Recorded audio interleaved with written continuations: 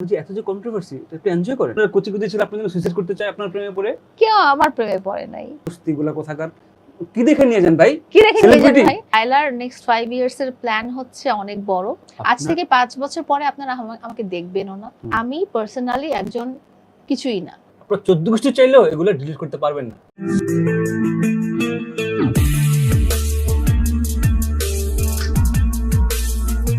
এইসব পোলাপানগুলো কোন ফ্যামিলি থেকে আসে?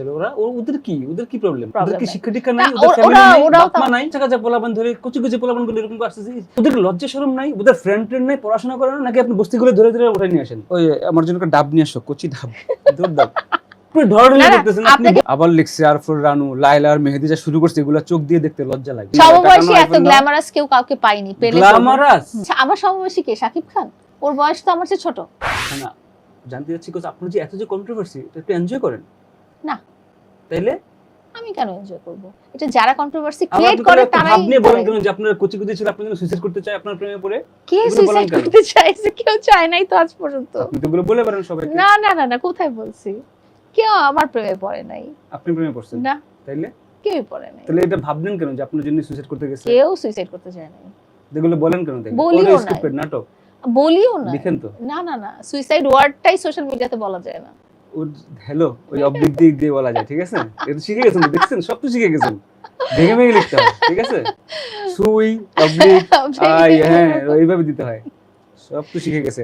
যাই কমেন্ট পড়ে পুরো সবাই একটু গালি দেওয়া কমান। একজন কমেন্ট করছে মিজান ভুইয়া সবাই একটু গালি দেওয়া কমান। ভাই কমেন্ট দিচ্ছেন আপনারা, গালি দিচ্ছেন, আমি কমেন্টে পড়তে পারতেছি না। আপনারা দেখছেনও, গালিও দিচ্ছেন, লিখছেনও, টাইপ করছেন, টাইপ করতেও এনার্জি লস হচ্ছে, সময় অপচয় হচ্ছে। স্বপ্ন লিখছে টাকা অনেক কামাইছেন, এখন এটলিস্ট স্টপ করেন, আল্লাহকে ভয় করেন, আল্লাহকে ভয় করো। দুইবার লিখছে। আল্লাহকে আমি ভয় করি, আমার কাছে ধর্মের আপনি কত আর্ন করেন ফেসবুক থেকে? টাকা আর্ন করি না। একটু মনিটাইজ নেই না, কিন্তু আপনি ফিতা কাটা টাকা আর্ন করেন না? আপনারা কি বলুন, যারা আপনার জন্য ফিতা কাটা নিয়ে যায় আপনারা আসলে বস্তিগুলা কোথাকার কি দেখে নিয়ে যান ভাই? কি দেখে নিয়ে যান ভাই? কিসের সেলিব্রিটি? সেলিব্রিটির সংজ্ঞা জানেন আপনারা? এইগুলাই সবাই আসলে এই হিরো আলম, রিয়ামনি এদেরকে মাথা উঠেছেন আপনারা, এখন আবার গালিও দিচ্ছেন। আচ্ছা, গালি দিতে আপনাদের এনার্জি লস হয়? বাঙালি শালার এই যে মঞ্জু ভাই ইন্টারভিউ আরে এগুলো ফালতু। এরা ঠিক আছে, আপনি ঠিক আছেন ভাই, যা করতেছেন করেন, ঠিকই আছে। এরা এদেরকে দেখুন আপনারা, একদিন দেখেন এদেরকে, দেখে দেখে বকেন, গালেন, আবার এদেরকে দেখেন আপনারা, আবার জিজ্ঞেসেন কতটা গান করে, ফাউল কোথাকার। গালি ছাড়া কোনো কথা না, আপনি পড়বেন একটু? না, আমি কমেন্ট পড়ি না ভাই। কি কমেন্ট এগুলা? বললাম তো আমি পড়ি না তো কমেন্ট। কি কমেন্ট এগুলা? আমি বরং তার ট্যাবটা নিয়ে দেখতে পারি কার কার ভিডিও আছে, ছবি আছে। হ্যাঁ দেখেন। কি কমেন্ট এগুলা ভাই? আপনি জাস্ট ক্যান ইউ ইমাজিন?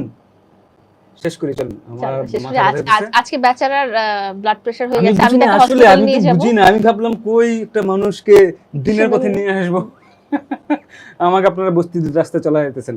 আচ্ছা লাইলা, জি, আপনার নেক্সট 5 ইয়ার্স এর প্ল্যান যদি জানতে চাই, প্ল্যান হবে এরকম বলে পার্সোনাল লাইফের প্ল্যান নাকি সোশ্যাল মিডিয়া লাইফের প্ল্যান?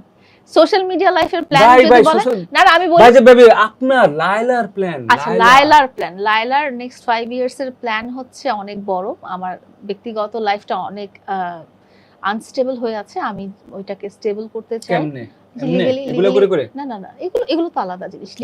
আলাদা লিগ্যালি আনস্টেবল হয়ে আছে, সেগুলো আমরা নরমালাইজ করতে চাই এবং একটা সুন্দর লাইফ লিড করতে চাই আসলে ব্যক্তিগতভাবে। আজ থেকে 5 বছর পরে আমি একটু পার্সোনাল লাইফে যাচ্ছি। আজ থেকে 5 বছর পরে আপনারা আমাকে দেখবেনও না, কারণ আমি আমার লাইফের একদম শেষ পর্যায়ে আছি।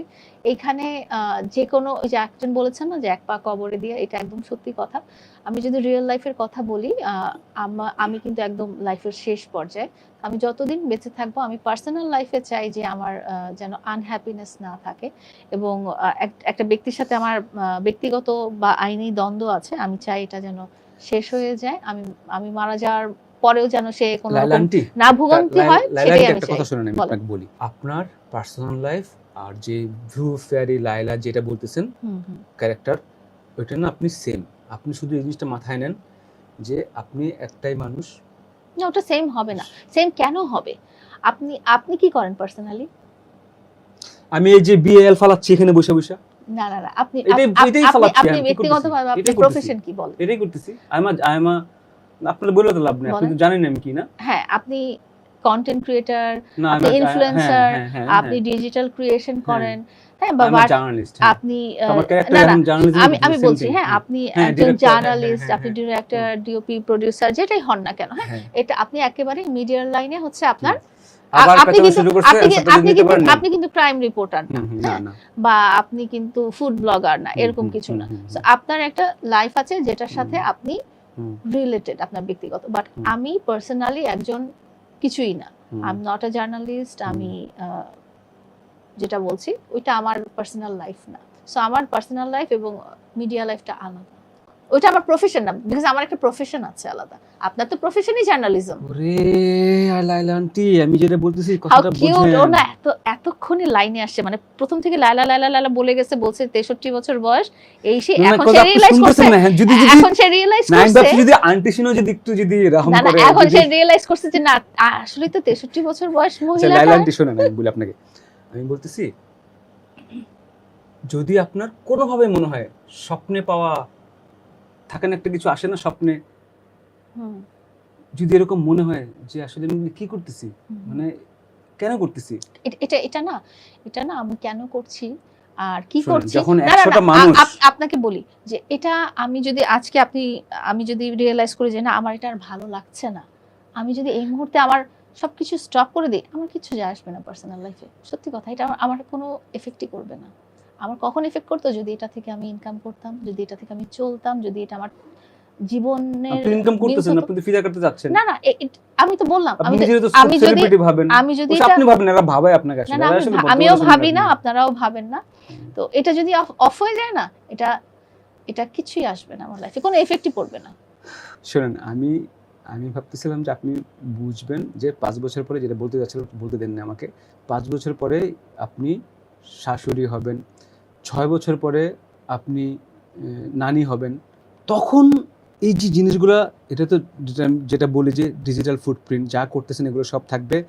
কখনো কি ডিলিট করার ট্রাই করে দেখছেন যে আপনার যা যা সব ডিলিট করার ট্রাই পারছেন আমি কখনো? যেই মুহূর্তে চাবো যে আমি আসলে এগুলোতে থাকবো না, সেই মুহূর্তে আমি স্টপ করে আমি আপনাকে একটা ব্রেকিং নিউজ দিই। আপনাকে আমি একটা জিনিস বলি, আপনি সুচিত্রা সেনের হিস্ট্রিটা আপনার মনে আছে?